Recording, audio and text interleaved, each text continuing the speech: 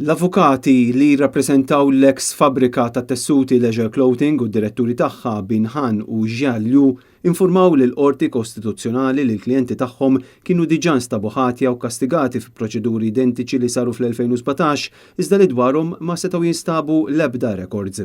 Han u Liu it-tnejn kienu ntbagħtu l-ħabsa 6 snin wara li nstabu ħatja fl-appell fuq akkużi ta' traffikar u sfruttament ta' impjegati Vjetnamiti u Ċiniżi f'din il-fabrika li kienet ibbażata f'Bulebel u ma nstabu ħatja li ġelu l-impjegati tagħhom jaħdmu ġranet u sigħat twal bi ftit jew xejn waqfin b'kundizzjonijiet ta' xogħol illegali. Sussegwentament kienu preżentaw proċedimenti kostituzzjonali f'Marzu li għadda fejn sostnew ksur ta' drittijiet ta' proċess ġust u argumentaw li l-atti ma ntbatux lura lil qorti tal-maġistrati biex il-provi jinstemaw u jiġu evalwati.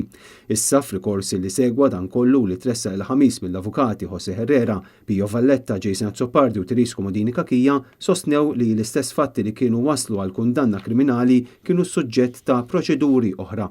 Han u Liu kienu fil-possess ta' parti sostanzjali tal-fajl relatat mal-każ, madankollu minkejja sforz kbir min-naħa tagħhom u n-naħa tal-avukati difensuri l-fajl tal-każ u lanqas is-sentenza ma jistgħu jiġu rintraċċati. Id-diretturi Ċiniżi qed insistu li l-fatti li l-fajl tal-kawża jidher l-intilef ma kienx riżultat ta' negliġenza min-naħa tagħhom u għal dan in-nuqqas m'għandhomx isofru preġudizzju.